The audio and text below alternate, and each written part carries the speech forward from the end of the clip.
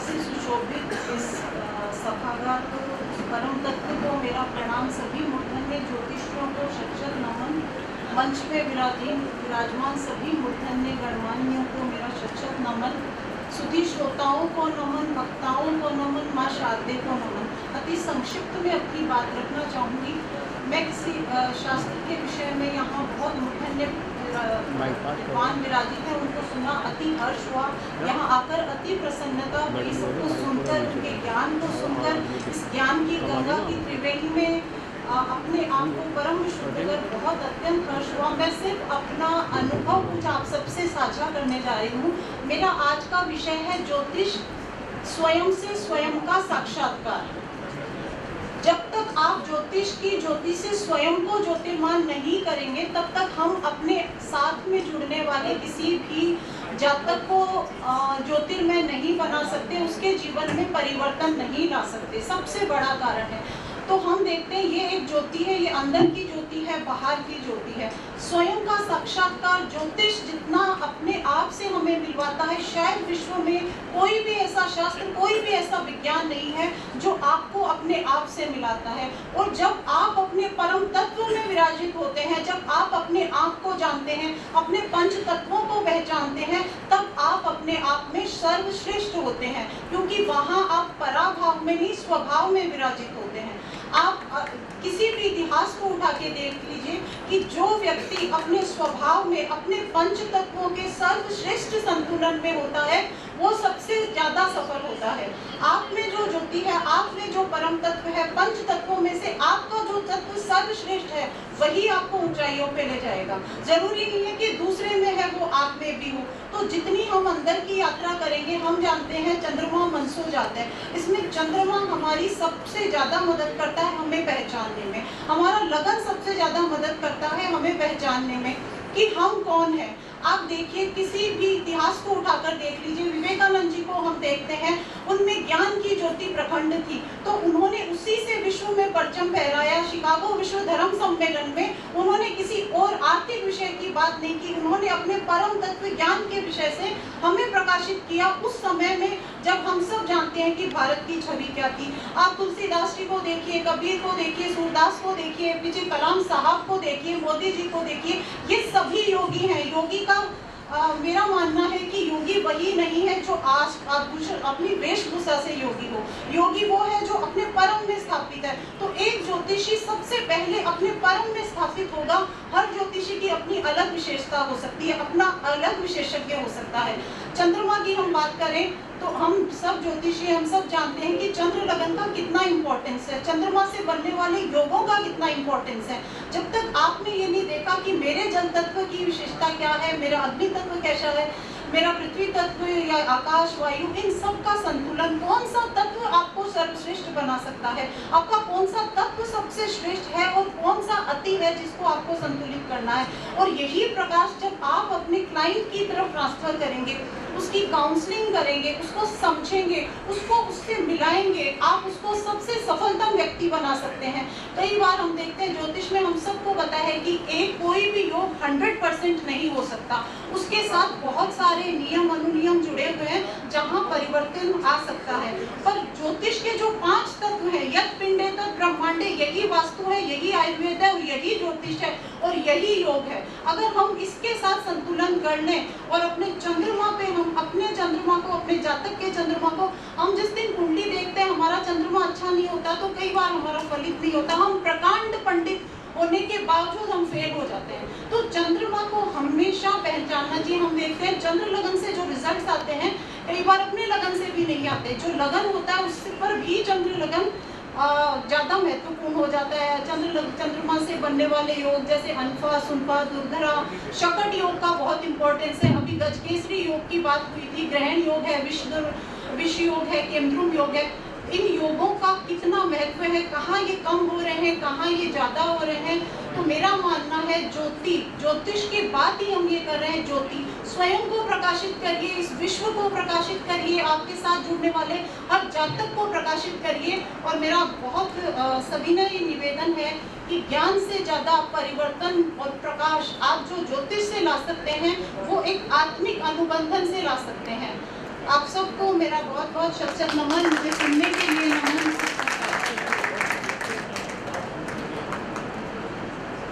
बहुत बधाई और पाटीदार की और तालीबाजी से निवेदन करूँगा कृपया आप अपने समापन सत्र का प्रारंभ करें। ठीक है, 11 बज गए। धन्यवाद। ये विश्वविद्यालय प्रशासन आपको सुनना चाहता है, आपको जितना समय चाहिए उतना दिया जाएगा। आइए जी, हम देने वाले कोई नहीं, ऊपर वाला है। कोई बात नहीं, आपको जितना समय चाहिए उतना दिया जाएगा।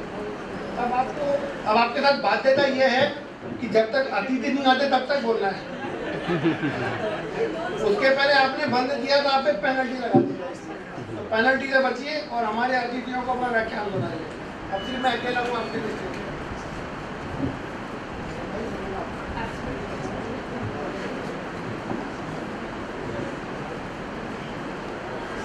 उपस्थित सभी विद्वानों और विदेशियों को मेरा सादर प्रणाम। मैं पुष्पा जोशी, न्यूमरोलॉजिस्ट। मेरे कर्मचारी भाई चले गए हैं, मैं उनको भी सबको धन्यवाद देना चाहती हूँ कि उनका इतना अच्छा आतिथ्य सत्कार और इतनी अच्छी व्यवस्था के बलबूते मैं और किसी सेमिनार में नहीं जाती हूँ, लेकिन यहाँ आ जाती हूँ। तो ये मैं उनका सबसे बड़ा उपकार मानती हूँ कि वाकई उनकी व्यवस्थाएं हैं वो बहुत अच्छी रहती है कि हमें बहुत सुविधाएं भी होती है यहाँ आके। इस वजह से हम बार बार रवि जी के सेमिनार में आते हैं। अब अभी जो मेरा आज का टॉपिक है, मैं जैसे मेरे भाई ने आज न्यूमरोलॉजी से शुरुआत की थी कि भी अंक ज्योतिष के बारे में, तो मैं उसी टॉपिक को थोड़ा सा आगे बढ़ाना चाहूँगी। अंक ज्योतिष में कुछ मुख्य योग होते हैं, मैं आज उनके बारे में चर्चा करना चाहूँगी और उनके बारे में बात करेंगे हम तर्क के साथ, लॉजिक के साथ।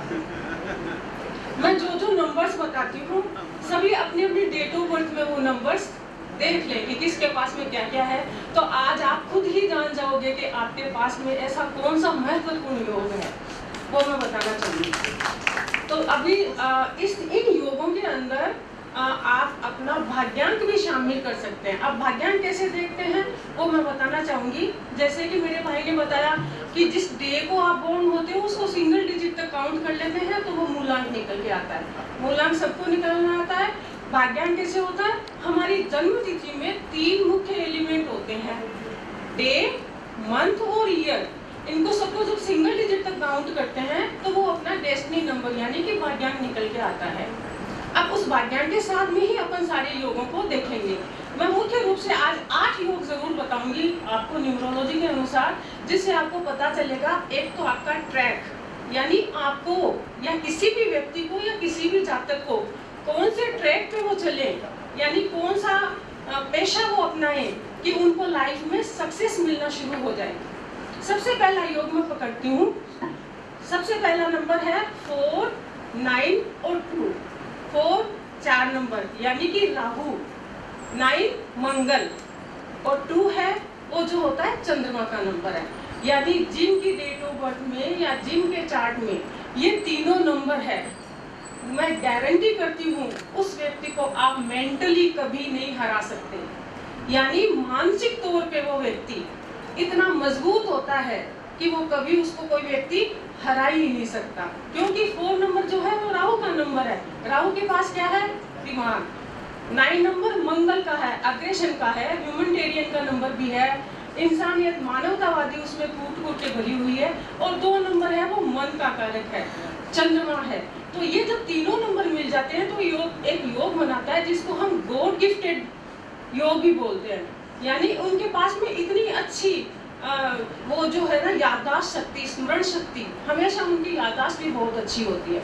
तो इन लोगों को मेंटली कभी हरा नहीं सकते। नंबर 2 जो मैं आपको योग बताने जा रही हूँ, हम ऊपर से चले हैं। ये जो हम लोशो ग्रिड है ना, इसको मानव शरीर के साथ देखते जाइए। जो पहला वाला योग है वो हमारे मानव शरीर का ये वाला हिस्सा है। अब अगला जो मैं योग बता रही हूँ वो आता है 3, 5 और 7।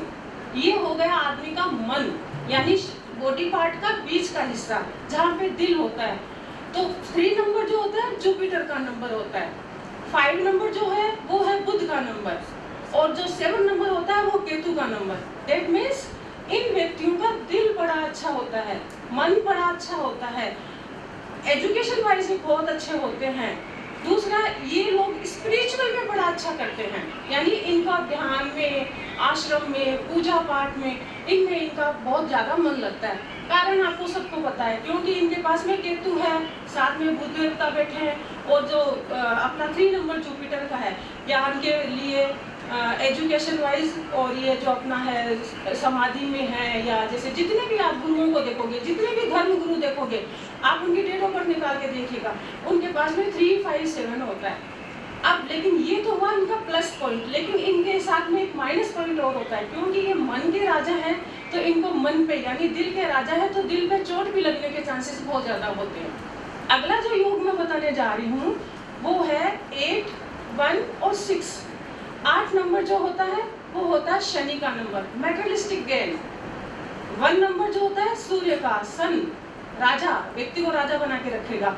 साथ में 6 नंबर है, किसका चल गया, लग्जरी का नंबर भी जुड़ गया इसके अंदर। तो 8, 1, 6 होते हैं प्रैक्टिकल सोच वाले लोग हैं, यानी जितना कर्म करेगा उतना अच्छा गेन करेगा, क्योंकि लग्जरी है इसके पास में, राजा साथ में आ गया, मेटेरियलिस्टिक गेन भी आ गया, अर्थ का नंबर भी आ गया, 8 नंबर आ गया, भूमि का नंबर भी आ गया, सारे नंबर आ गए, तो सक्सेस इसको मिलेगी, अच्छा करेगा ये लाइफ में। लेकिन कैसे, कर्म के आधार पर, जितना अच्छा कर्म करेगा, यानी इसके पांव जितने मजबूत होंगे उतना अच्छा ये काम करेगा। पांव का मतलब है कर्म करना, मेहनत करना, परिश्रम करने वाले लोग होते हैं। अगला योग जो मैं पकड़ूंगी वो है 4, 3 और 8 का नंबर। 4 नंबर अगेन राहु का नंबर है, 3 नंबर है वो ज्ञान का नंबर, जुपिटर का नंबर आ गया, और 8 नंबर जो है वो आ गया सैटर्न का नंबर, शनि का नंबर। ये जो डेट ऑफ बर्थ होती है ये मोस्टली आपको पॉलिटिकल लोगों के, पॉलिटिकल करियर वाले लोगों की डेट ऑफ बर्थ है। ये एक बहुत अच्छे राजनेता होते हैं साबित, क्यों, क्योंकि 4 नंबर राहु का आ गया, 8 नंबर शनि का आ गया, और 3 नंबर, यानी ये राजनेता बनेंगे, लेकिन ज्ञान के साथ एक अच्छे राजनेता की निशानी होगी इनकी। तो ये वाला जो है ये ट्रेड अगर किसी के पास ये है तो वह हमेशा राजनीति में अपना हाथ आजमा सकते हैं, वहाँ पे जाके अपना अच्छा करियर बना सकते हैं। उसके बाद में जो अगला योग है 9, 5, 1, दैट इज विल पावर।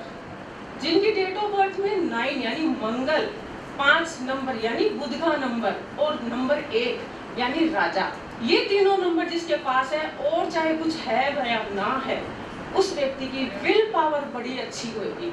मानसिक रूप से भी यह व्यक्ति बड़े अच्छे होते हैं, चाहे कुछ भी हो, किसी भी परिस्थितियों में गिव अप नहीं करते हैं, हमेशा ये काम करते हैं। दैट मीन्स कि ये जल्दी से गिव अप करने वाले लोग नहीं है, विल पावर बड़े अच्छे हैं, चाहे कोई भी परिस्थिति रहे हमेशा लड़ेंगे, और अपने चेहरे से कभी शो नहीं करेंगे कि आज मेरे को ये वाली परिस्थिति है या मैं आज इस तरह से जी रहा हूँ, लेकिन बाहर जब निकलेंगे तो इनकी विल पावर दिखाएगी कि ये बड़ा मतलब अभी बहुत अच्छे दिन चल रहे हैं, इस तरह से कर रहे हैं। तो विल पावर है एक ऐसी जो इस व्यक्ति को अगर गिर भी जाएगा तो फिर से उठाने में सहयोग करती है।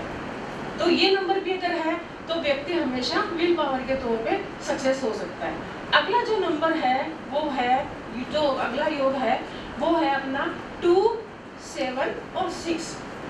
नंबर 2 जो होता है चंद्रमा का नंबर, 7 नंबर केतु का नंबर, और 6 नंबर लग्जरी का नंबर। ये जो व्यक्ति होते हैं इसको हम एक्शन प्लान बोलते हैं, यानी ये हमेशा एक्टिव रहते हैं, हमेशा एक्टिव रहते हैं, एक जगह टिकते नहीं है।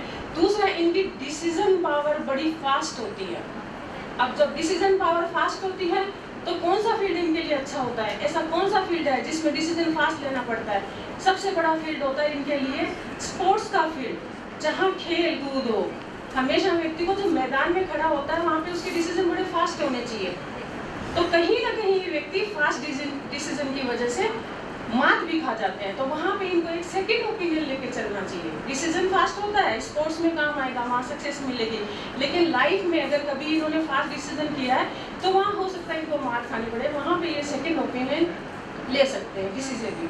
अब मैं जो दो और एक महान योग है दो जिनके बारे में बात करना चाहूँगी, वो अगर है तो वो श्योर सक्सेस के प्लान है। जिसकी भी व्यक्ति की जन्म कुंडली में या चार्ट में ये नंबर है, ये ग्रह है, उनको सफलता मिलेगी मिलेगी। जो पहला महायोग मैं बताने जा रही हूँ वो है 2, 5 और 8। नंबर 2 जो है वो है चंद्रमा का, 5 है वो बुध का, 8 नंबर जो है शनि का। अर्थ एलिमेंट की बात हो रही थी। अर्थ एलिमेंट दैट मीन्स इस व्यक्ति को लाइफ में हमेशा सक्सेस मिलेगी। कैसे मिलेगी? भूमि का सुख इनको हमेशा मिलेगा। मल्टीपल प्रॉपर्टी का योग है, जहाँ भी बैठेगा वहाँ पे सक्सेस मिलेगी। अर्थ एलिमेंट है। अर्थ एलिमेंट दैट मीन्स अगर प्रॉपर्टी डीलिंग के फील्ड में जाता है वहाँ पे ये व्यक्ति बहुत अच्छा काम कर सकता है। जितने भी बिल्डिंग मटेरियल का काम कर सकते हैं वहाँ पे भी इनको अद्भुत सफलता देखने को मिलती है। एक और महान योग की बात करूँगी मैं, जो कि अभी तक मेरा एक्सपीरियंस है कि जब हम 50 की देखते हैं यानी 50 लोगों की देखते हैं तो 1 या 2 लोगों के डेट ऑफ बर्थ में ये योग मिलता है। अगला जो योग है वो है 4, 5 और 6। 4 नंबर जो है वो है राहु का, 5 नंबर जो है वो है बुध का और 6 नंबर जो है वो है लग्जरी का नंबर, अपने शुक्र का नंबर आ गया। अब जब ये चीजें मिल गई है, 4 राहु मिल गया है, बुध का सपोर्ट मिल रहा है और लग्जरी का नंबर है, सबसे बेस्ट इनका करियर होता है फॉरेन रिलेटेड कोई भी काम हो, वहाँ पे इनको अद्भुत सफलता तो इनको मिलेगी, चाहे कहीं पे बैठे। इम्पोर्ट एक्सपोर्ट भी करे वहाँ पे भी इनको सफलता अद्भुत देखने को मिलेगी। तो 4, 5, 6 है मोस्टली आपको फॉरेन में सेटल मिलेंगे और इनका योग बहुत अच्छा है। आप जैसे किसी भी फॉरेन एम्बेसी में काम करते हुए देख सकते हैं लोगों को, इंजीनियर की डेट ऑफ बर्थ में भी ये योग देखने को मिलता है। तो इन सभी योगों में जैसा कि आपने देखा होगा, इन सभी योगों में आपने देखा होगा कि नंबर 5 जो है वो बहुत इम्पोर्टेंट है। किसी की भी लाइफ में आप देख लीजिएगा, अगर बुध अच्छा है उसका यानी नंबर 5 उसके पास है तो उसको ज्यादा परेशानी नहीं आती है लाइफ में। सॉरी, क्यों? क्योंकि जो मरकरी का नंबर है, बुध का नंबर है, वो व्यक्ति को बैलेंसिंग देता है, लाइफ में संतुलन बनाना सिखाता है। अगर गाड़ी ट्रैक पर से उतर भी जाती है उनकी, तो बुध की वजह से उनकी बहुत जल्दी इजीली ट्रैक पे आ जाती है, क्योंकि उनको बैलेंस मिलता है, वो जल्दी से गिव अप भी नहीं करते हैं। तो इनमें से जितने भी योग है उनमें सब में नंबर 5 है वो बड़ा इम्पोर्टेंट होता है। तो उस जिनके पास ये नंबर नहीं है उनको इम्पोर्टेंस इसकी पता होगी। तो ये नंबर बड़ा इम्पोर्टेंट है और ये सबको संतुलन देता है। इसके साथ ही मैं मेरी वाणी को विराम देती हूँ। आप सबने मेरा इतना ध्यान से सुना। Thank you Ravi ji, thank you, आपने थैंक यू। ये सब हमने नहीं दी, ईश्वर ने दिया है आपको। हम तो समय देने के मूड में नहीं थे और हमारे पास समय था भी नहीं, और ईश्वर ने आपके लिए समय तय कर रखा था। ईश्वर ने तय कर रखा था आपका समय, तो वो कोई बदल नहीं करता ना विधि का विधान। यही तो ज्योतिषी करते हैं।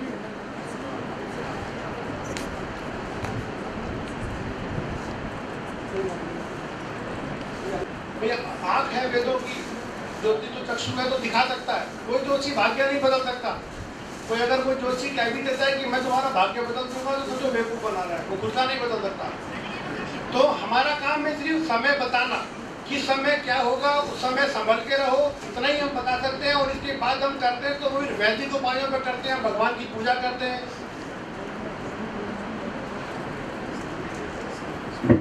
आप सब विद्वान अतिथियों का स्वागत है।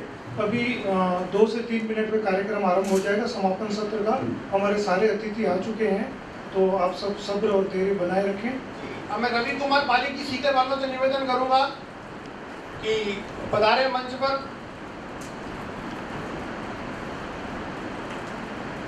जी, मंच पर पधारे और अपना वक्तव्य दें। शारदा शारदाम्भुजे वदना वदनाम्बुजे सर्वदा सर्वदास्माकं सन्निधिं गुरु। श्री गुरुजी चंद्रशेखर जी के चरणों में नमन करते हुए सभी अतिथियों का स्वागत, सभी को नमस्कार, सभी को प्रणाम। अपना आज का विषय है ज्योतिष की विभिन्न विधाओं का व्यवहारिक जीवन में प्रयोग। जब तक अपन इसको व्यवहारिक जीवन में काम में नहीं लेंगे ना, जब तक हमारा ज्योतिष करना बेकार है। प्राचीन काल में अपन देखे थे, बीच में इस प्रकार का थोड़ा समय आ गया था कि लोग ज्योतिषियों के पास जाना कम जाने लग गए थे। लोग ज्योतिष की पढ़ाई भी करना कम कर दिया था, क्योंकि ये थोड़ी सी कठिन पढ़ाई होती थी। क्योंकि जो मैंने पढ़ाई करी है वो देखो सारी पूरी प्रवेशिका, वरिष्ठ उपाध्याय, शास्त्री, आचार्य, शिक्षा शास्त्री, सारा एक प्रोसेस किया है। अब ये थोड़ा सा कठिन काम है, इसलिए आजकल थोड़ा सा इसको सरल कर दिया गया है। सर्टिफिकेट कोर्स है, 6 महीने के कोर्स, 12 महीने के कोर्सेज से चला करके व्यवहारिक जीवन में लोगों को फायदा पहुंचाने का ये काम जो ज्योतिष में धीरे धीरे हो रहा है, उसकी वजह से एक इतनी बड़ी संख्या हमारे को सामने देखने को मिल रही है। अब अपन बात करते हैं, मेरा एक विषय है, आप में से बहुत से लोग जानते ही हैं कि मैं तो केवल चिकित्सा ज्योतिष के बारे में बात करता हूँ। देखो, कभी भी ज्योतिष को अभी सर ने बताया था कि ज्योतिष एक प्रत्यक्ष है, जो हमारे को अपने सामने दिखता है ना वो प्रत्यक्ष है, जो हमारी आंखों के सामने दिखता है वो प्रत्यक्ष है। जो हमारे सामने घटना घटित होने वाली है हमने कह दिया और वो घटना घटित हो गई, इसका मतलब ये विज्ञान है। कभी भी प्रूफ जो जिसमें होता है वो सारा विज्ञान में होता है। अब देखो, मैं एक बात वो पहले भी मैंने बताई थी कि पूरे विश्व में ऐसी कोई विधा नहीं है, कोई ऐसी टेक्नोलॉजी नहीं है जिसमें आने वाले रोग के बारे में कोई बता सकता है। यदि किसी के पास कोई रोग हो गया, किसी व्यक्ति के अंदर, किसी के शरीर में कोई व्याधि हो गई, हम किसी डॉक्टर के पास, चिकित्सक के पास जाते हैं तो हमारी वो जांच करता है, एमआरआई करता है, सीटी स्कैन करता है, एक्सरे करता है और ईसीजी करता है, जो भी करता है, उसके बाद वो बता सकता है कि तुम्हारे शरीर में ये बीमारी पैदा हो गई है और इस बीमारी के कारण से ये बीमारी बढ़ भी सकती है या कम हो सकती है। वो केवल इतना अनुमान हमारे को बता सकता है। अब यदि वो बीमारी बढ़ रही है तो ये जरूरी नहीं है कि वो बीमारी बढ़ती बढ़ती बढ़ेगी, हो सकता है वो बीमारी कम भी हो जाए। विश्व में केवल एकमात्र ऐसी जो विधा है वो है केवल चिकित्सा ज्योतिष, जो अपने को बता सकती है कि आपको फला समय में फला बीमारी होने वाली है और एक ड्यूरेशन बता सकती है कि इस टाइम में हमारी बीमारी होगी और इस बीमारी का इलाज इस प्रकार से इतने समय में इस प्रकार से हो जाएगा। इनमें 5 चीजें हमारी महत्वपूर्ण है जो आप लोग तो सारे जानते ही हो। सबसे पहले तो हमारी ग्रह स्थिति, जब हमारा जन्म हुआ था उस समय का जो लग्न और लग्न के आसपास के जो ग्रह और ग्रह कौन सा ग्रह कौन से हाउस में स्थित है, ये सारी चीजें। अब इनमें 5 चीज अपनी महत्वपूर्ण है। मेन सबसे पहला चीज तो हमारा ये हो गया कि देखो, जितने भी हमारे ग्रह 9 प्रकार के ग्रह हमारे, और 9 ग्रहों के अलग अलग अंग बांट रखे हैं कि सिर के लिए अलग अंग है, पेट के लिए अलग ग्रह है, सभी ग्रहों का अलग अलग अंग बांटे हुए हैं। उसी प्रकार से 12 हमारी राशियां हैं, प्रत्येक राशि का भी अलग अलग अंग बांटा हुआ है और 12 हमारे जो हाउस है सब उनके भी अलग अलग अंग बांटे हुए हैं कि किसी के पैर, किसी का हृदय, किसी का सर, ये सारे अंग बांटे हुए हैं। उसके बाद अपने को गोचर की स्थिति देखनी पड़ती है। 3 चीजें तो मुख्य ये हो गई हमारी। उसके बाद चौथी चीज हमारी गोचर में वर्तमान में लग्न हमारा कौन सा है, या वर्तमान में सूर्य हमारा कौन सी जगह पर स्थित है, या शनि कहाँ पर स्थित है, या मंगल कहाँ पर स्थित है। और 5वीं चीज हमारी होती है महादशा चक्र, जिसमें महादशा, अंतर्दशा, प्रथम दशा, सूक्ष्म दशा और प्राण दशा, ये 5 दशाओं का कम्युनिकेशन यानी अंतर संबंध करके हम देखते हैं कि कौन से समय में कौन सी बीमारी हमारे यहाँ पर होने वाली है। और बीमारियों का बड़ा मामला नहीं है, केवल 9 प्रकार की बीमारियां होती है और 9 प्रकार से उनके इलाज होते हैं।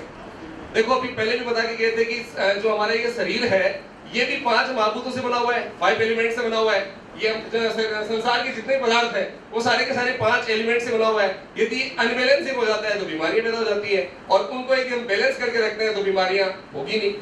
और भविष्य में हमारे यहाँ पर बीमारियां यदि हमारे शरीर में हो जाती है तो मुख्य रूप से जैसे बीमारी हमारी कहाँ पर होगी, एक तो रक्त में, रक्त से संबंधित जितने भी हमारे ऑर्गन है उनमें बीमारी हो जाएगी, या हमारी अस्थियों में बीमारी हो जाएगी, या हमारी मज्जाओं में, मांसपेशियों में बीमारी हो जाएगी। अब इन सब चीजों के लिए निदान के लिए केवल चिकित्सा ज्योतिष आपको ये बताता है, केवल 9 प्रकार की हमारी धातुएं होती है।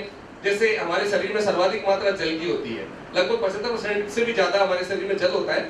और उसके बाद जल में भी सर्वाधिक मात्रा है, 5 लीटर के आसपास हमारे यहाँ पर खून है शरीर में, और खून परिसंचरण करता रहता है। और खून में हमारे सबसे ज्यादा जो होता है वो लोहा होता है, जिसको अपन आयरन कहते हैं। उसके बाद हमारे यहाँ पर खून में जो है चांदी है, तांबा है, पित्तल है, जितने प्रकार की सारी चीजें हमारे पास शरीर में मौजूद होती है। यदि कौन सी चीज हमारी अनबैलेंस हो गई, ये चीज हम देख करके कुंडली में एक प्रेडिक्शन कर लेंगे कि कौन से ग्रह के कारण से हमारे यहाँ पर परेशानी आ रही है, और उससे संबंधित धातु वगैरह जितने भी जो चीजें हैं उनसे संबंधित हम ग्रहों का इलाज कर करके और उसके निदान कर सकते हैं। उनकी बहुत प्रकार की औषधियां, समय हो गया, फिर जब मिलेंगे तो बताएंगे कि कौन से ग्रह के लिए कौन सी औषधि का प्रयोग होता है।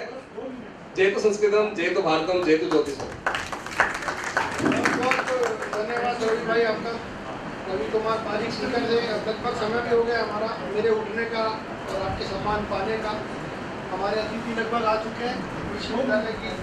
विश्वविद्यालय में लगभग 2 मिनट में कहा है कि वो शुरू कर देंगे, अच्छी बात है। एक हमारा चाहे ज्योतिषी हो, चाहे वैदिक कर्मकांड पंडित हो, चाहे ये हो, तो हमारे साथ एक बड़ी प्रॉब्लम चल रही है कि थोड़ा सा हम पढ़ लेते हैं, थोड़ा सा लिख लेते हैं, तो हमने जो कह दिया वो ब्रह्म वाक्य।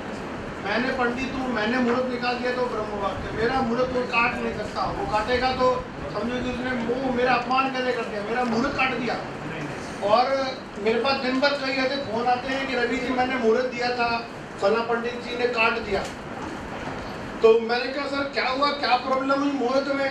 क्योंकि मुहूर्त को काटना और मुहूर्त में गलती निकालना, शायद मैं मानता हूँ कि भारत भर से 100% ज्योतिष काउंटिंग करूँगा ना मात्र 5% होंगे जो मुहूर्त में टेक्निकल गलती बता सकते हैं, बाकी कोई टेक्निकल गलती बता ही नहीं सकता, संभव ही नहीं है उसके लिए, क्योंकि ये पंचांगकर्ताओं का विषय होता है, आम आदमी का नहीं होता। तो मैं उनसे पूछता हूँ कि भैया क्या प्रॉब्लम है मेरे मुहूर्त में, क्योंकि मेरे 11 पंचांग हैं, तो हर क्षेत्र में मेरे पंचांग हैं, मेवाड़ हो गया, जयपुर हो गया, पचार हो गया, आपका सालासर हो गया।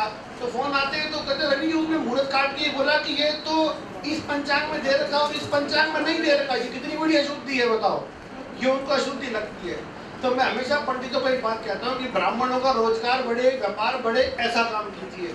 ये कोई अच्छा लक्षण नहीं होता कि हम दूसरे ज्योतिषी की बात काटते हैं, उसका मुहूर्त में गलतियां निकाल दें और मैं तो बड़ा ज्योतिषी हूँ, मैं 35 साल से कर रहा हूँ, वो कल पैदा हुआ है। अरे भाई जो कल पैदा हुआ है वो गॉड गिफ्टेड भी तो हो सकता है, जरूरी थोड़ी है कि 35 साल पुराना ज्योतिषी है तो बहुत बड़ा ज्योतिषी तुर्रम खान हो गया। क्योंकि मेरे सम्मेलन में आप लोग तो आए हो ना, तो मैं भी उसी स्टेज पे से निकल के आया हूँ।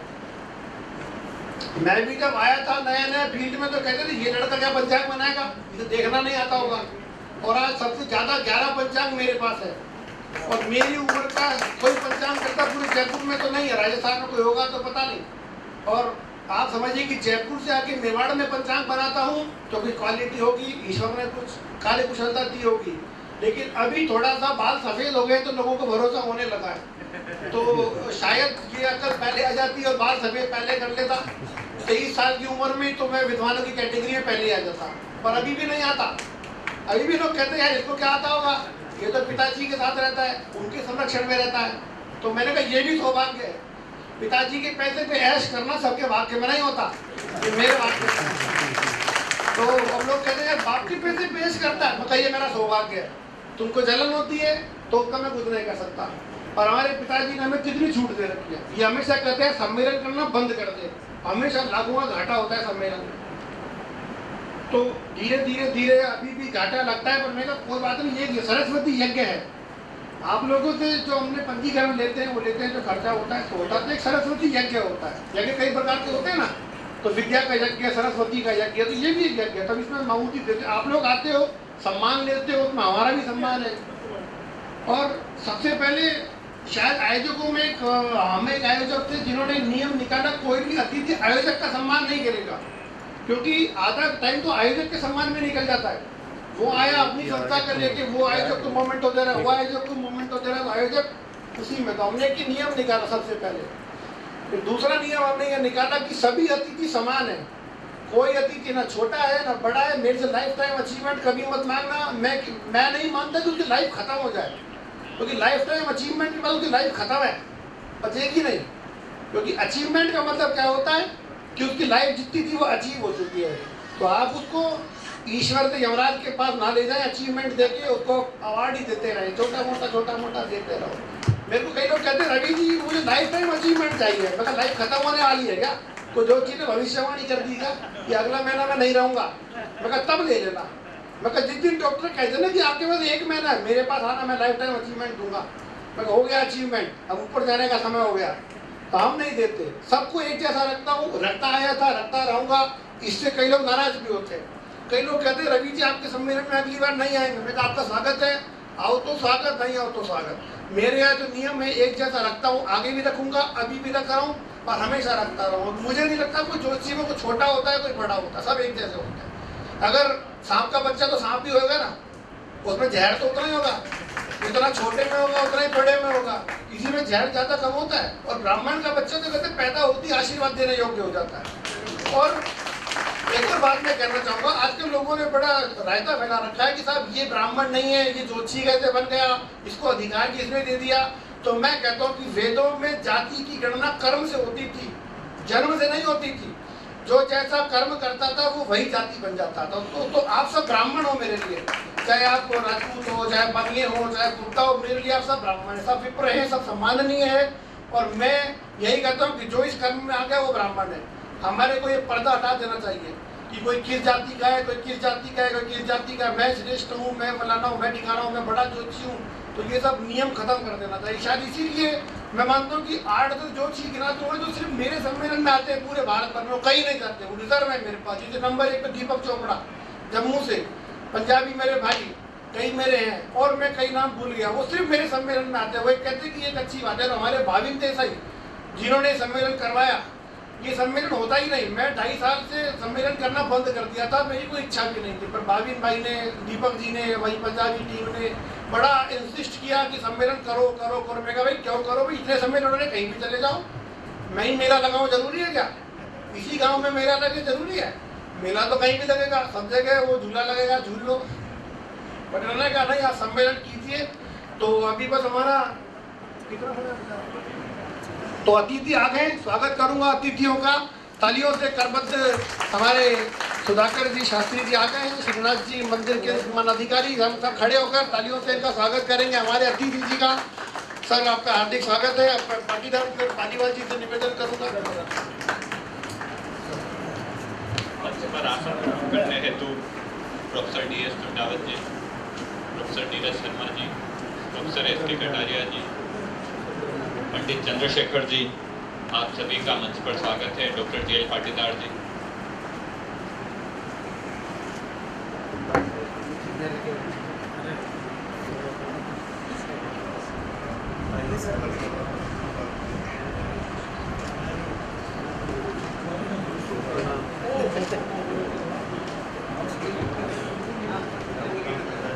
संस्कृत विभाग मोहनलाल सुखाड़िया विश्वविद्यालय उदयपुर एवं अखिल भारतीय प्राच्य ज्योतिष शोध संस्थान जयपुर के संयुक्त तत्वावधान में आयोजित राष्ट्रीय ज्योतिष शोध संगोष्ठी 2022 ज्योतिष की विभिन्न विधाओं का व्यावहारिक जीवन में महत्व के आज समापन समारोह में दिनांक 4 दिसंबर 2022 भाद्रपद शुक्ल अष्टमी विक्रम संवत 2079 में आप सभी का स्वागत एवं अभिनंदन है।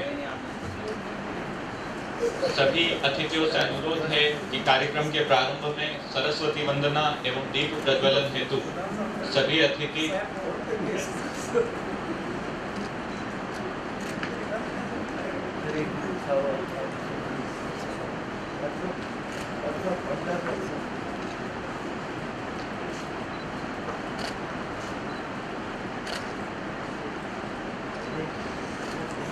सभी अतिथियों से अनुरोध है कि सरस्वती वंदना एवं दीप प्रज्वलन हेतु सरस्वती प्रतिमा के सम्मुख पधारें। हरि ओम चंद्रमा मनसो जातश्चक्षोः सूर्यो अजायत श्रोत्राद्वायुश्च प्राणश्च मुखात् अग्निरजायत दीप ज्योति परब्रह्म दीप ज्योतिर्जनार्दनः दीपो हरतु मे पापं दीप ज्योतिर्नमोस्तुते नमस्ते शारदे देवी काश्मीरपुरवासिनी त्वामहं प्रार्थये नित्यं विद्यादानं तु देहि मे।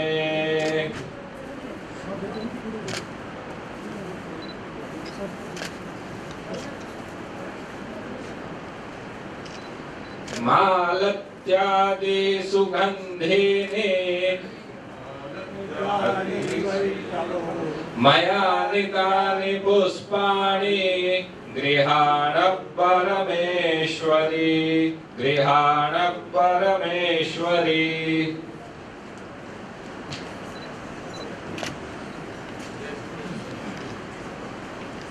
की परंपरा के अनुसार कुलगीत का वादन होगा। इससे तो सभी अतिथियों से एवं सभागार में उपस्थित जनों से अनुरोध है कि वे अपने स्थान पर खड़े हो जाएं तथा समाप्ति के पश्चात ताली न बजाएं।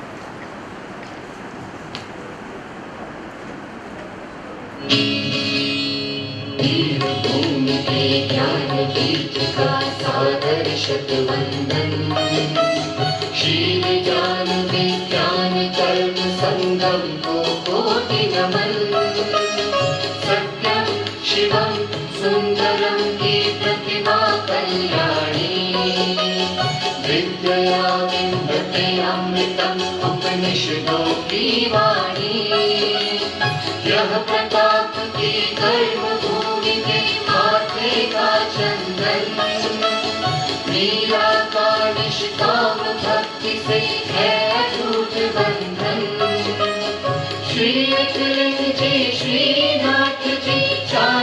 सागरेश्वर, सूफी संतों की धरती में माना एक ईश्वर। वीर भूमि के ज्ञान पीठ का सादर शतवंदन, यहाँ साधनारत प्रतिभाएं ज्योतिर्मंत बने। राष्ट्र धर्म का स्वर विजयी हो महिमावंत बने।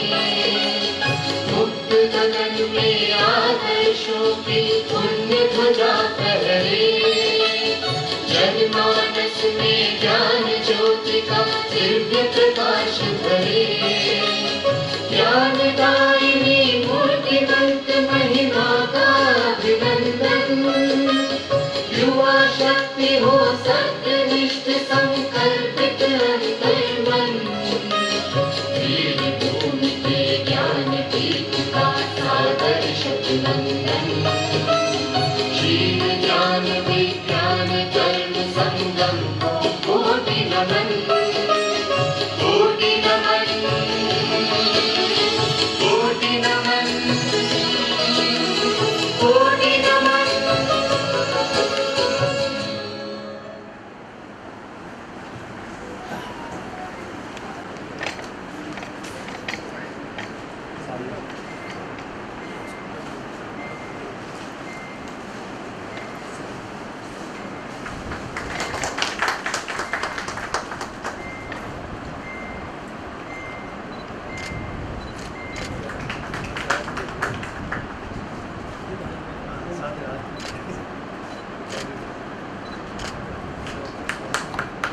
तदनंतर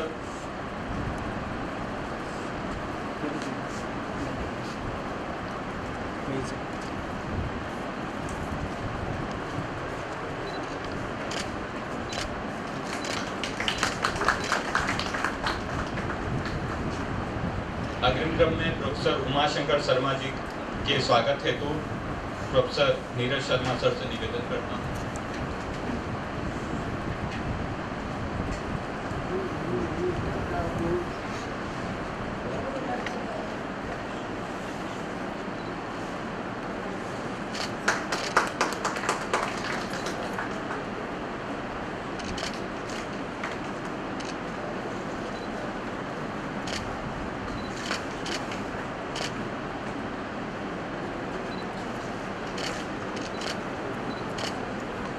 प्रोफेसर डी.एस. कुंदावत जी के स्वागत हेतु प्रोफेसर एस.के. कटारिया सर से निवेदन करता हूं कि वे माननीय का स्वागत एवं अभिनंदन करें।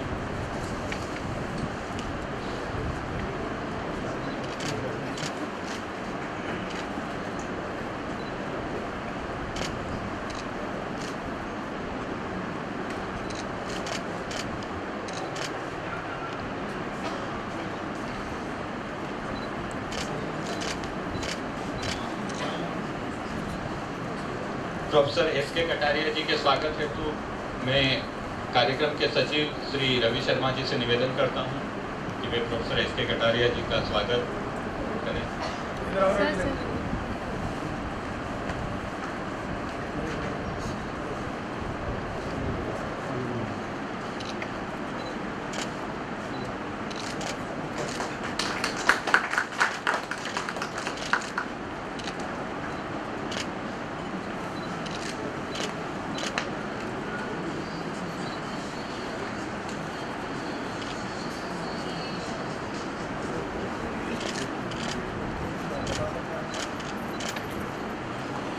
श्री मेवाड़ विजय पंचांग के संपादक एवं गणितकर्ता पंडित चंद्रशेखर शर्मा जी के स्वागत हेतु मैं डॉक्टर टी.एल. पाटीदार सर से निवेदन करता हूं।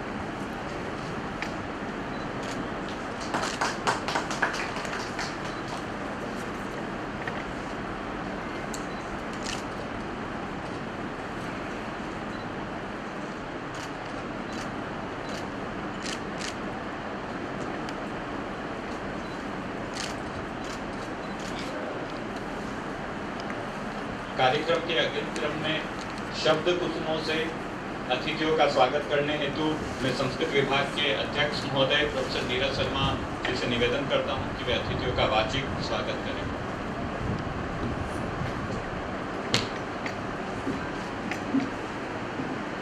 ओम एकदन्ताय विद्महे वक्रतुण्डाय धीमहि तन्नो दन्ति प्रचोदयात्। संस्कृत विभाग मोहनलाल सुखाड़िया विश्वविद्यालय और अखिल भारतीय प्राच्य ज्योतिष शोध संस्थान जयपुर के संयुक्त तत्वावधान में समायोजित इस 2 दिवसीय राष्ट्रीय सम्मेलन के इस अंतिम सत्र में मैं आयोजकों की ओर से आप सभी महानुभावों का हार्दिक स्वागत और अभिनंदन करता हूं। हमारे लिए बड़े सौभाग्य की बात है कि आज हमारे मध्य पंडित श्री सुधाकर शास्त्री जी अत्यंत कृपा पूर्वक पधार करके विराजमान हैं।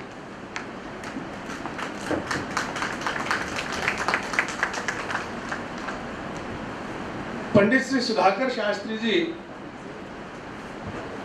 इनका नाम सुधाकर है, शास्त्र इनके हृदय में है, इनकी वाणी में, इनके कंठ में है। और ये जो सुधा है ये श्री वल्लभ नखचंद्र छटा है। आप पुष्टि मार्गीय श्री वैष्णव परंपरा की प्रधान पीठ मेवाड़ में नाथक द्वारा में मंदिर मंडल के आप श्रीमान अधिकारी जी हैं। नाथक द्वारा मंदिर के समस्त निर्णयों में, समस्त व्यवस्थाओं में और समस्त समाधान में आपका केंद्रीय नेतृत्व है। कोटि कोटि वैष्णव परंपरा आसेतु हिमालय और संपूर्ण विश्व में जो व्याप्त है, उस वैष्णव परंपरा के लिए आप वंदनीय हैं, पूज्य हैं। ऐसे परम यशस्वी और भगवान श्रीनाथ जी के गिरिराज धरण के चरण कमलों और कृपा कटाक्ष का शुभाशीष लेकर के हमारे मध्य आप पधारे हैं। विश्वविद्यालय परिवार और इस आयोजन की ओर से श्रीमान, मैं आपका हृदय के अंतःस्थल से हार्दिक स्वागत और अभिनंदन करता हूं।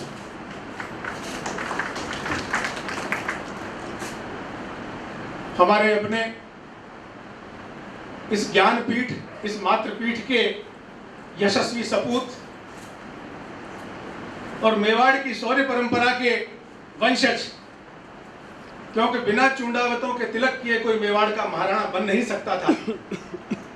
महाराणा प्रताप को भी महाराणा बनाने वाले चूंडावत क्षत्रिय थे और उसी क्षत्रिय वंश के अवतंश हमारे अपने विश्वविद्यालय के वरेण्य आचार्य और इस समय राजस्थान के उच्च शिक्षा जगत के सर्वोच्च सिरमौर पद पर पदस्थापित, उसे सुशोभित करने वाले राजस्थान उच्च शिक्षा आयोग के आप उपाध्यक्ष पद पर विराजमान हैं, आदरणीय प्रोफेसर दरियाव सिंह जी चूंडावत का मैं हार्दिक स्वागत और अभिनंदन करता हूं। Udaipur Venice of the east है, यहाँ दरिया बहुत है और जितनी उदारता आदरणीय प्रोफेसर दरियाव सिंह जी में है, उतनी उदारता मेवाड़ की संस्कृति में। इन्हीं के साथ हमारे आज इस मंच को सुशोभित कर रहे हैं इसी ज्ञानपीठ और मातृपीठ के सपूत वरेण्य आचार्य, इस अमृत परंपरा के प्रतिनिधि आदरणीय प्रोफेसर उमाशंकर शर्मा जी। आप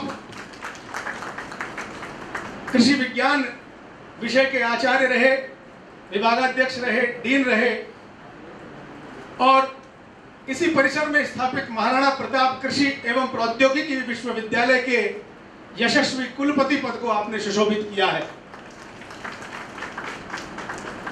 भारत की परंपरा, ऋषि परंपरा और भारत की परंपरा कृषि परंपरा है। ये जो ऋषि और कृषि का जो समन्वय है, ये ज्ञान और कर्म का समन्वय है, यही भारत के अभ्युदय का कारक रहा है। और इन दोनों परंपराओं के प्रतिनिधि आज मंच पर मौजूद हैं। मैं आदरणीय प्रोफेसर उमाशंकर शर्मा जी का भी हृदय के अंतस्थल से हार्दिक स्वागत और अभिनंदन करता हूं। हमारे मंच पर विराजमान मेरे अग्रजकल्प मोहनलाल सुखाड़िया विश्वविद्यालय समाज विज्ञान संकाय के अध्यक्ष और पब्लिक एडमिनिस्ट्रेशन लोक प्रशासन विषय के देश के ख्यातनाम प्रतिष्ठित और मूर्धन्य आचार्य आदरणीय प्रोफेसर सुरेंद्र कटारिया जी का भी मैं हार्दिक स्वागत और अभिनंदन करता हूं। ज्ञान के क्षेत्र में और उस ज्ञान को जीवन में क्रियान्वित किस प्रकार किया जाए, उस दिशा में एक अनुकरणीय शिक्षक, अनुकरणीय आचार्य के रूप में आप हमारा मार्ग प्रशस्त करते हैं। 16 बार राष्ट्रीय सम्मानों से आप विभूषित हैं। 60 से अधिक लोक प्रशासन विषय के बड़े ग्रंथों के आप प्रणेता हैं। ऐसे विद्वान आचार्य और भारतीय ज्ञान परंपरा में गहरा अनुराग रखने वाले आदरणीय सुरेंद्र कटारिया जी का भी मैं इस मंच पर हार्दिक स्वागत और अभिनंदन करता हूं। हमारे मध्य विराजमान है आदरणीय विद्वान, ज्योतिष के, विधि शास्त्र के और धर्मशास्त्र के लब्ध प्रतिष्ठ वरेण्य विद्वान और आचार्य पंडित श्री चंद्रशेखर शर्मा जी।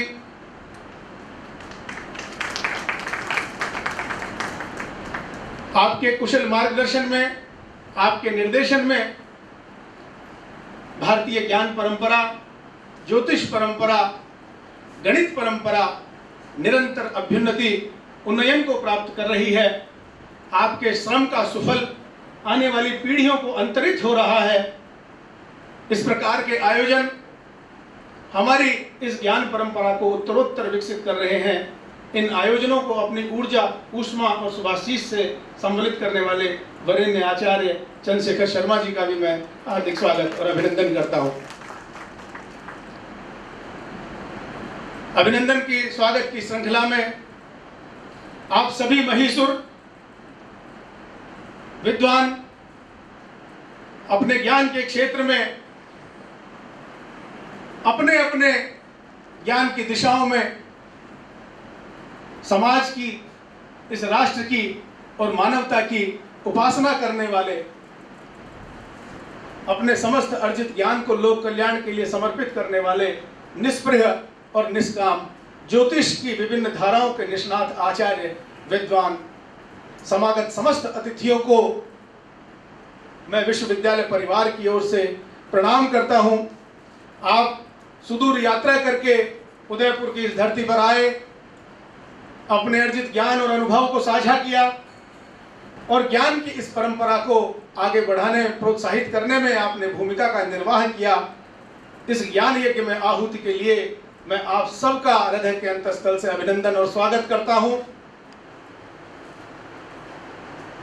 यह आशा करता हूं कि विश्वविद्यालय भारतीय ज्ञान परंपरा के जो भावी अनुष्ठान संपन्न करेगी, उसमें भी आप अपना कृपा, अपना स्नेह, अपना आशीर्वाद इसी प्रकार बनाए रखेंगे। मैं आप सभी का पुनः पुनः स्वागत और अभिनंदन करता हूं। मित्रों, 2 दिवसीय इस संगोष्ठी में इस महान विषय को समेटना अत्यंत कठिन है।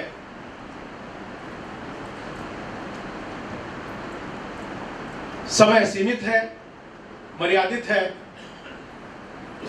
और बहुत सारे कार्य हमें आगे करने हैं। लेकिन जिस प्रकार से एक बीज एक वृक्ष को जन्म देने की सामर्थ्य रखता है, उसी प्रकार से एक विचार का बिंदु यदि उर्वर मस्तिष्क में परिपोषित हो जाए तो वो एक पूरी अवधारणा, पूरी संकल्पना, पूरी विचार श्रृंखला को उत्पन्न करने की सामर्थ्य रखता है। इस ज्ञान यज्ञ में परस्पर विचार विमर्श के दौरान जो कुछ भी ज्ञान की रश्मि, ज्ञान का बीज इस आदान प्रदान और मंथन चिंतन में हमें परस्पर प्राप्त हुआ है। अपनी विचार भूमिका में उसका पल्लवन करके वो विचार एक अवधारणा, संकल्पना और शोध के नए आयामों के साथ इस समाज और देश के कल्याण की दिशा में योगदान करे। इस प्रकार हमारा संकल्प रहे, इस प्रकार हमारा प्रयास रहे। इसी बात के साथ मैं अपनी वाणी को विराम दूंगा, क्योंकि आज का कार्यक्रम निरंतर हमें आगे बढ़ाना है और स्पीडाइट करते हुए सारे प्रोग्राम को ले जाना है। पुनः आप सबका हार्दिक स्वागत और अभिनंदन। धन्यवाद सर। मनुस्मृति में एक श्लोक आता है जिसका आशय है कि पूजनीयों के आने से प्राण जो है वो अपने शरीर में ऊपर की ओर उठ जाते हैं, लेकिन जब उनको प्रणाम किया जाता है और स्वागत किया जाता है तो प्राण पुनः अपनी जगह स्थिर होते हैं और हृदय आनंद से भर जाता है। मैं कार्यक्रम के अग्रिम क्रम में मुख्य अतिथि उद्बोधन हेतु राजस्थान उच्च शिक्षा परिषद जयपुर के उपाध्यक्ष महोदय आदरणीय प्रोफेसर दरियाव सिंह चुंडावत जी से निवेदन करता हूँ।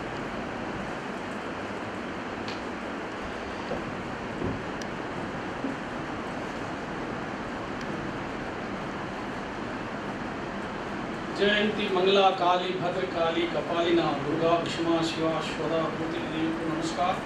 सभी पंडितों को, सभी प्रबुद्ध जनों को मेरा सभी को प्रणाम।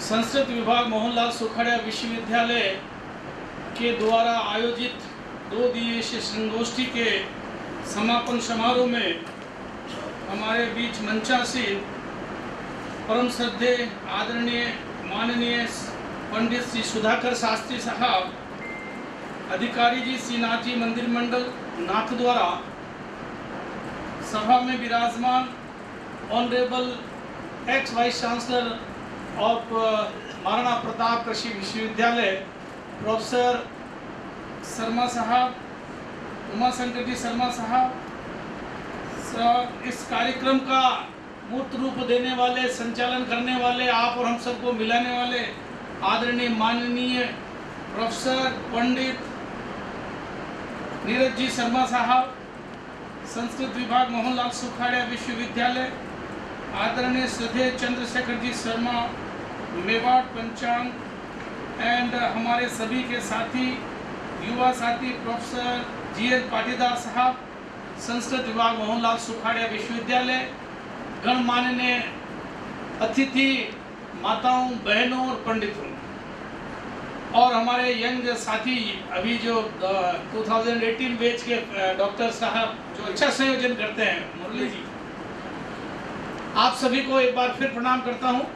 सबसे पहले मैं बधाई देना चाहता हूं मोहनलाल सुखाड़िया विश्वविद्यालय के संस्कृत विभाग को और खास तौर से प्रोफेसर नीरज शर्मा साहब को कि ये आयोजन 2 दिवसीय आपने रखा, और ही आयोजन तो रखे जाते हैं, कार्यक्रम किए जाते हैं, पर कार्यक्रम उस प्रतिष्ठा के लेवल पर यदि वो समापन हो जाए तो ये बहुत ही बड़ा अच्छा कार्य होता है, क्योंकि सुखाड़िया विश्वविद्यालय की प्रतिष्ठा भी इस तरह के कार्यक्रम को कराने में और इस तरह के कार्यक्रम के सफल आयोजन के लिए जरूरी है। आपने वो सभी बात रखी, इसके लिए निश्चित रूप से मैं आपको राजस्थान उच्चतर शिक्षा के काउंसिल के माध्यम से बहुत बहुत बधाई देता हूं और आपका बहुत बहुत अभिनंदन भी करता हूं कि आपने बहुत ही अच्छा, जो कि जनमंगल के भावनाओं के अनुसार, जनमानस की भावनाओं के अनुसार एक विषय चुना, और चूंकि लगा कि ज्योतिष में आम आदमी का निश्चित रूप से एक रुचि रहती है, इंटरेस्ट रहता है, और इसीलिए कल 2 बजे से जब हम यहाँ से निकले, जब भीड़ आने लगी, और कल बता रहे थे जो पत्रकार, उनके माध्यम से जो मुझे पता लगा कि रात्रि को 8 बजे तक काफ़ी बड़ी क्यू और चलती रही, और आज के पत्रों में, अखबारों में भी छपा कि लगभग 1500-1500 तक आदमी जो अपना जो भी अपना कुछ कार्य या अपनी क्या ज्योतिष या उससे संबंधित जो कुछ भी शंकाएं थी वो सभी समापन करा चुके। तो मैं इसके लिए आपको बहुत बहुत बधाई देता हूँ।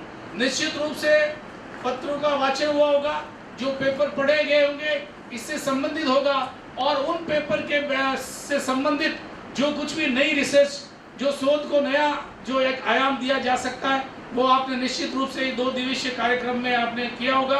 आप उसको लेखन को आप पब्लिश कराएं और उसमें यदि किसी तरह का कोई सहयोग आपको चाहिए, जहां हम आपको सहयोग कर सके, निश्चित रूप से राजस्थान उच्च शिक्षा का जो काउंसिल है आपकी सेवा के लिए तत्पर है।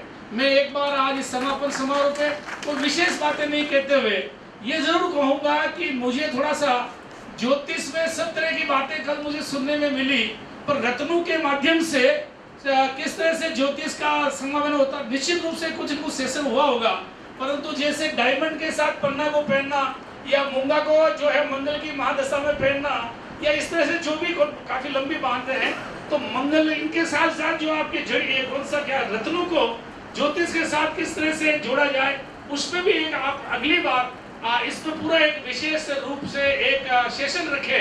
और ये जो सेशन का बंटवारा आपने बहुत अच्छा आपके हिसाब से किया, फिर भी उसमें मैं ये मानता हूँ इसमें भी एक सेशन होना चाहिए, या अभी हुआ होगा, क्योंकि मैं सेशन अटेंड नहीं कर पाया, कुछ और कार्यक्रम में व्यस्त था, परंतु इस तरह का अगली बार आप अगर रखे नहीं रखा हो, और यदि इसमें रखा हो तो उसका जो भी लेखन हो वो हमें आप उपलब्ध कराएं। एक बार मैं प्रोफेसर आदरणीय प्रोफेसर नीरज शर्मा साहब का बहुत बहुत आभार प्रकट करना चाहता हूँ, इनकी पूरी टीम और आप सभी महानुभाव जो ज्योतिषाचार्य जो बाहर से पधारे इस शहर में, उनको मैं Rajasthan state higher education council के माध्यम से उनका स्वागत करता हूं, उनका अभिनंदन करता हूं। निश्चित रूप से सुखाड़िया विश्वविद्यालय ने आपकी अच्छी सेवाएं दी है, जैसी हमारे यहाँ परंपरा है विश्वविद्यालय की।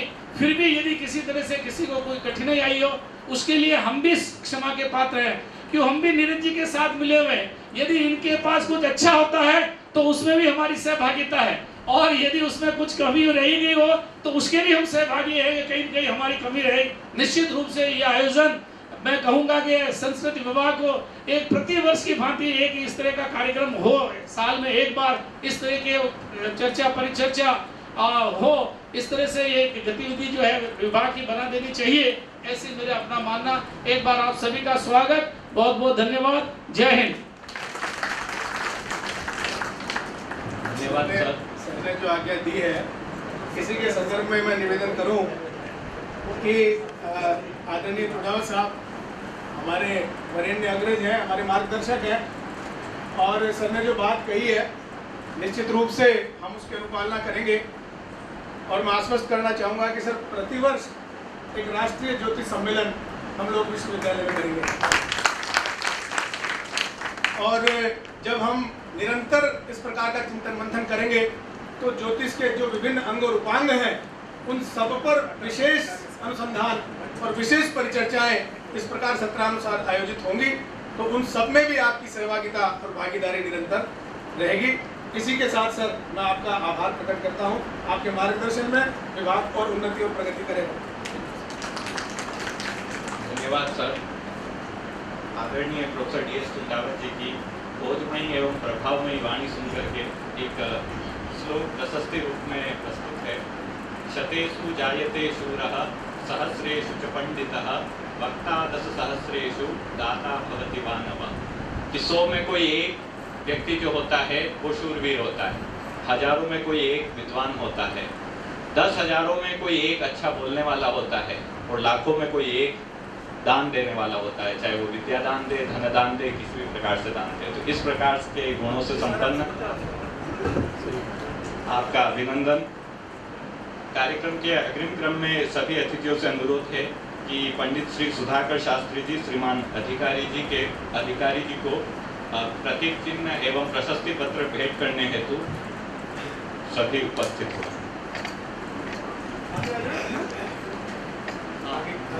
हाँ, मंच के सब आगे पधारकर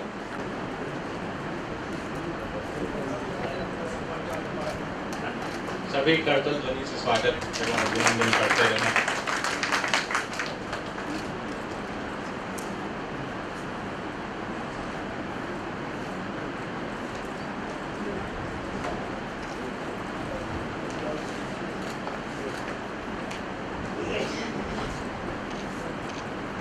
जल्दी इधर देखें सर, सब प्लीज।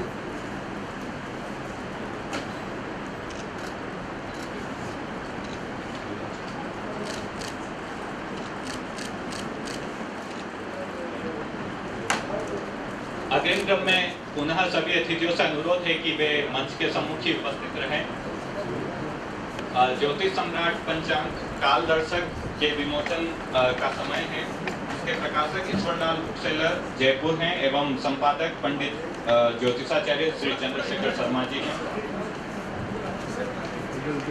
सभी अतिथियों का निवेदन करूंगा कि ज्योतिष सम्राट काल दर्शक 2023 का लोकार्पण करें से लोकार्पित करें। यह जयपुर से प्रकाशित होता है। संपादक डॉक्टर रवि शर्मा, गणितकर्ता पंडित चंद्रशेखर शर्मा जी, प्रकाशक ईश्वरलाल बुक सेलर जी और सभी का बहुत बहुत आभार इसके लोकार्पण के लिए। आप सभी के आशीर्वाद से इसकी जो कॉपीज है लगभग ये 15 लाख को क्रॉस कर चुका है। अभी इसके 15 लाख पाठक हैं, तो ये बेस्ट सेलर है अपने आप में। एक छोटा जो किशोर जयंती आपको सैंपल दिया वो 35 लाख को क्रॉस कर चुका है और ये 15 लाख के ऊपर बिकता है। तो बहुत बहुत धन्यवाद सर आपका लोकार्पण के लिए। सभी अतिथियों से पुनः मंच पर आसन ग्रहण करने हेतु अनुरोध है।